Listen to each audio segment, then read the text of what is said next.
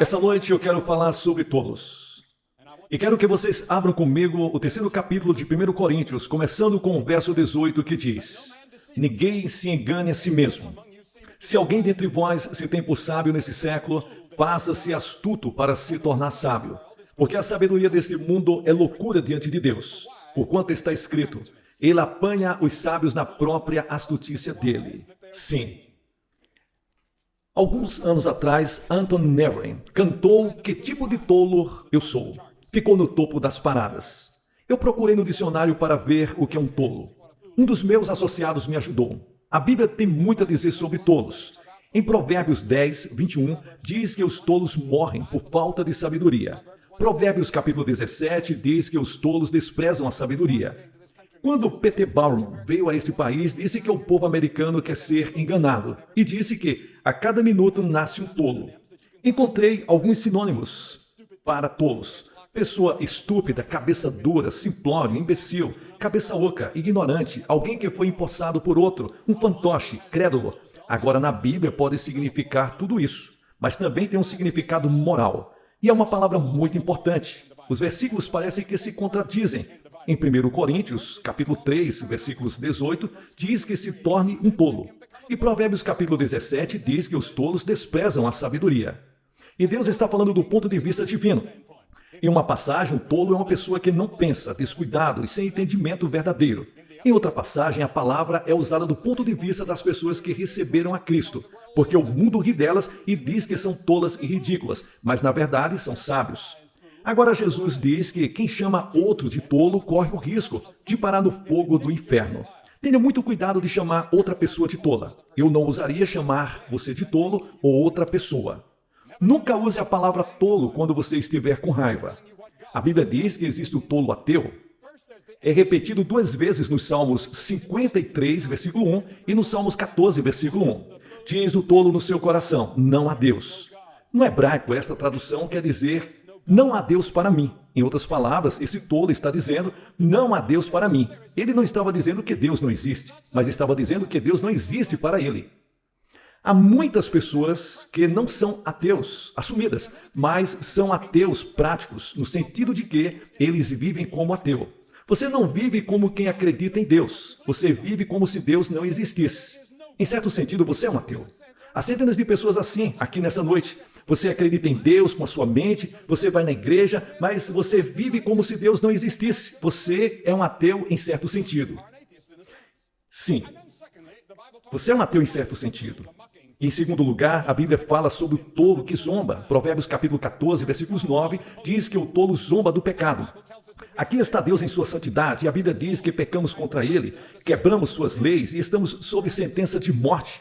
Eu vi um filme na televisão falando sobre homens e mulheres que estão no corredor da morte nos Estados Unidos, sob sentença de morte. Todos nós aqui esta noite estamos sob sentença de morte. O salário do pecado é a morte.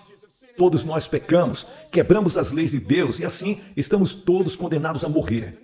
Vamos morrer fisicamente. Os cemitérios estão lotados de pessoas que estão lá porque o pecado causou a morte. O pecado também causa a morte espiritual. Sua alma está morta, seu espírito está morto. Fisicamente você está vivo, mas a sua alma está morta para com Deus. Então você é um morto que está sentenciado à morte. A única maneira de revogar esta sentença é ir a Jesus Cristo pelo arrependimento de pecado e depositar sua fé nele como seu Salvador e Senhor. Se você deseja que essa sentença seja quebrada, se você deseja ser limpo dos pecados, como se eles nunca tivessem existido, pegue o telefone agora mesmo. Você que está assistindo pela televisão, ligue para o número que você vê na tela. Existe um conselheiro que vai atender você. O conselheiro vai atender você sobre como você pode conhecer a Cristo. E eu oro para que você faça isso nessa noite. Encontre Cristo como seu Senhor e Salvador. Sim, esses tolos zombam de Deus como se Deus não existisse. Zombam dos padrões de Deus, padrões sobre casamento, divórcio, ética, justiça social. Zombamos disso, rimos disso. A Bíblia tem muito a dizer sobre isso. Tenha certeza que seus pecados o encontrarão. Nunca duvide disso. Seu pecado o encontrará. Embora ninguém na terra possa descobrir, você pode nunca ser pego aqui nesse mundo, você pode dizer nunca serei descoberto, ninguém comete um pecado que não seja um dia revelado. Tudo que você fez na escuridão, todo pensamento maligno que você já teve será descoberto, porque tudo está sendo gravado. Está sendo gravada em gravadores muito mais sofisticados do que qualquer aparelho que temos atualmente. Está sendo gravado até mesmo seus pensamentos. Mas os seus pecados vão encontrar você e vai ser exposto para todo o universo. É só uma questão de tempo. A palavra de Deus é definitiva. Vai te descobrir. Talvez você tenha enganado todo mundo, sua esposa, sua família, sua igreja, seus amigos. Mas a Bíblia definitivamente diz que um dia será descoberto. Depois de tanto tempo tentando se esconder, a mão de Deus virá em seu ombro e dirá: eu te encontrei. Você foi descoberto. Nós sabemos tudo o que você fez. Vai ser encontrado sim. Agora sabemos. Aquele que esconde o ódio com seus lábios é um tolo caluniador. Muitas pessoas fazem isso quando proferem calúnias, contam histórias malignas sobre outras pessoas, difamam o caráter de alguém com fofocas maldosas. Sim, um dos piores pecados listados pela Bíblia. No entanto, isso é feito com frequência até mesmo em círculos que se autodenominam de cristãos. É um pecado terrível. Aos olhos de Deus, é uma pessoa tola. Você não pensaria em matar uma pessoa com uma arma ou uma faca, mas então, muitas vezes assassinamos uma pessoa, ou tentamos derrubar alguém, ou nos vingar por ciúmes, sussurrando insinuações que alguém me disse ou fez. Assim cometemos assassinato de caráter. Pior do que matar um homem com uma pistola, uma faca, um porrete. Fazendo isso com calúnias, a Bíblia diz que quem faz isso é um tolo. E em quarto lugar, ao tolo cristão. É aquele que tem a palavra e duvida da palavra. Lembra-se dos discípulos no caminho de Emaús? Lembra-se disso? Depois que Jesus Cristo morreu na cruz do Calvário pelos nossos pecados e ressuscitou, eles estavam indo pelo caminho, depois de 11 aparições que Jesus Cristo teve entre os discípulos. E está eles caminhando desiludidas, resmungando, choramingando, e outro homem se juntou a eles. Eles não reconheceram que era ele, e ele falou com eles e disse: por que vocês estão tão desanimados? E eles disseram: nós pensamos que ele era o Messias. Pensamos que ele era o Messias que viria como Salvador do mundo, mas ele não fez isso e nos desapontou. Eles o mataram na cruz e agora passou já o terceiro dia. Outros estão dizendo que ele ressuscitou, mas nós não aceitamos isto. E então Jesus disse: tolos, vocês são tolos. Então começou a explicar para eles as escrituras de Moisés, passando pelos profetas, sobre quem ele realmente era. E então foi passar a noite com eles. E estava sentado na hora da refeição em sua casa em Emaús, e de repente seus olhos se abriram e viram que era Jesus Cristo. Em outras palavras, existe o tolo cristão que tem a palavra de Deus em sua mão, que lê seu testemunho e ainda duvida das promessas de Deus. Jesus disse: seus tolos, porque não acreditam nas Escrituras, que ele iria ressuscitar dos mortos, e um dia ele voltará. E quinto, existe o tolo avarento. E a história é contada em Lucas capítulo 12. Jesus contou a história de um homem rico e seus celeiros. Lembra-se, ele construiu seus celeiros e disse que ia se aposentar porque ele já tinha feito bastante dinheiro. Provavelmente vai passar no sul da Califórnia, sua aposentadoria, na Flórida, ou talvez vir para aqui, que é um lugar muito lindo. Ele ganhou muito dinheiro e ele disse: alma, tenta se divertir, beba, seja feliz. Mas ouviu-se a voz: essa noite pedirão a tua alma. E Jesus disse: assim é aquele que ajunta tesouros para si e não é rico para com Deus. Nenhum homem vive para si mesmo. Ele teve uma família, ele desconheceu a todos, ele desconheceu a morte. Não fez nenhuma provisão para a eternidade. Ele tinha provisão para a sua aposentadoria. Quantos homens e mulheres fazem a mesma coisa, mas não têm provisões para a eternidade? Eu conheço homens e mulheres assim. Planejaram tudo, mas eles não se prepararam para morrer.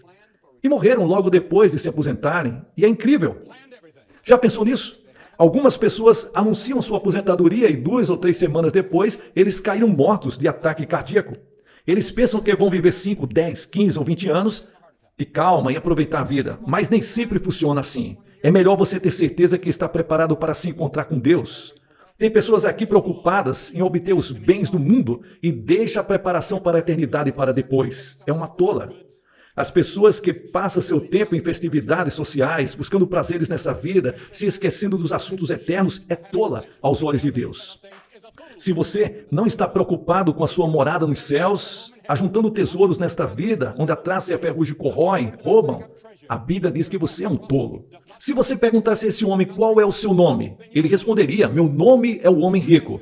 Ou, eu sou o homem próspero sobre quem você leu. Eu sou um homem eminente. Eu sou o grande homem na vizinhança. Eu sou o homem famoso. Meu nome está aqui em evidência o tempo todo.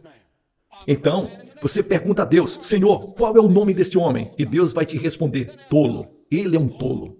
Esse é o nome dele. O rico tinha um nome reconhecido pelo homem, chamado pelo nome da família, propriedades, títulos, riqueza, reconhecido pelos homens, mas aos olhos de Deus, ele era um tolo. Isso é tudo o que sabemos sobre ele. Ele era um rico tolo que ajuntava tesouros na terra, mas não ajuntava nada no céu. E quantos de nós estamos na mesma categoria? Você não pode ser rico no sentido no qual esse homem era rico, mas todo mundo na América é considerado rico, se comparado com as pessoas de Bangladesh, em vários lugares no mundo, como na África, ou como Victor falou nesta noite, no Vietnã, onde fui missionário por alguns anos. Poucos de vocês iriam se impressionar se eu olhasse para você e dissesse: tolo, venha aqui que eu gostaria de conhecer você. Quantos de vocês iriam se levantar e vir para a frente? Mas a Bíblia diz que como podem ser levados pela desolação, em um momento, rapidamente, tudo pode se acabar. A casa dos seus sonhos está destruída, problemas da família, a riqueza acabou. Aqui estava um homem, um multimilionário talvez, mas a sua fé é que ele viveria muitos anos. Contava com tudo nesta vida, a felicidade, a alegria, com tudo isto, mas estava longe de conhecer a Deus. E ele é chamado por Jesus na Bíblia de tolo. E em sétimo, ao tolo, que a Bíblia diz que a pregação da cruz é loucura para os que perecem, mas para nós que somos salvos é o poder de Deus. O que o mundo considera tolo, nós descansamos nossa salvação eterna nos braços de Jesus. E quando você aceita Jesus Cristo como seu Salvador e Senhor, vira as costas para os prazeres e as coisas sensuais desse mundo, as pessoas pensam que você é tolo, porque o mundo não conhece Cristo. Você se parece tolo, porque eles não entendem. Desejo pegar todos que vejo na rua, as pessoas que encontramos no hotel, e dizer: só Jesus Cristo pode mudar sua vida. Vejo seus rostos vazios, ouço seus sorrisos sem graça. Eu os vejo bebendo, buscando alguma felicidade, ou tomando drogas com aquele olhar vazio. E eu digo: oh meu Deus, se eu pudesse salvá-los. Mas veja, apenas o Espírito Santo pode fazer isso. Não posso fazer a obra do Espírito Santo. É o Espírito Santo que deve convencer eles do pecado, também tocar em suas mentes. Assim a salvação vem do Senhor, diz a Bíblia. Se alguém deseja sabedoria, tome o seu lugar e se identifique com Jesus Cristo. O que o mundo chama de tolo, estou depositando a minha salvação na cruz de Cristo. Não importa o que o mundo pensa dele e de mim. Somos tolos por amor de Jesus Cristo.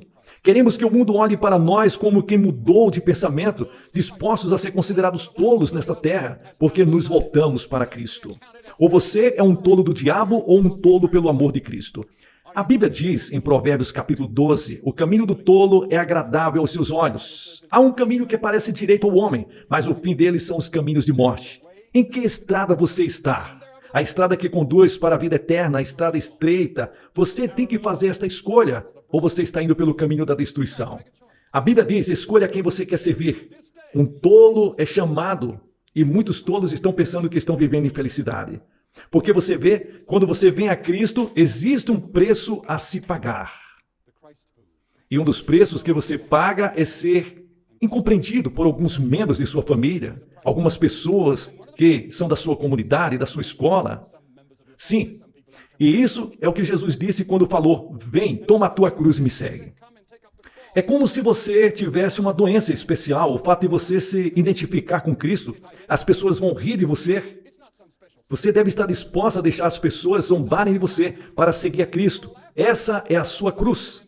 Se não está disposto a levar a sua cruz, você não pode ser um seguidor dele. Jesus disse: você está disposto a levar a sua cruz? Você está disposto a entregar a sua vida totalmente a Cristo? Muitos de nós estamos com um pé no céu e o outro no inferno. Um pé no mundo e o outro no reino de Deus. Estamos passando pela cerca e Deus não permite ficar em cima dela. Você não pode ser um equilibrista em cima da cerca. Cristo não permite isto. Ele não permite neutralidade. Você não pode ser duas coisas. Você deve fazer uma escolha total por Ele. Você encontrará isso em tudo o que você lê na Bíblia. Você encontrará isso nos ensinamentos de Jesus. Um dia, uma grande multidão estava seguindo Jesus e ele se voltou e conversou com eles sobre o fato de ir morrer na cruz.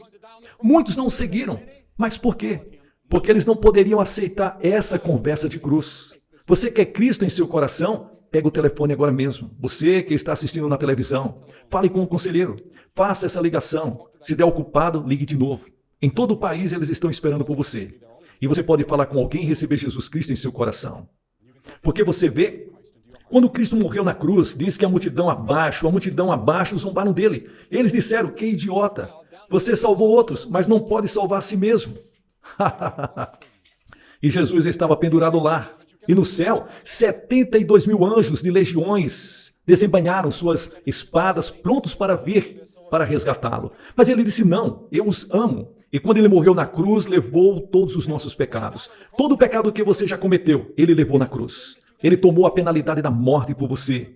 E porque ele era o Filho de Deus e porque ele era sem pecado, ele poderia levar seus pecados. E Deus aceita a sua morte como oferta pelos nossos pecados. Para que, quando Deus olhar para mim agora, não veja Billy Graham, o pecador. Eu sou um pecador, eu pequei, mas eu coloquei meus pecados sob o sangue de Cristo. E o sangue foi derramado na cruz para a remissão de pecados à vista de Deus.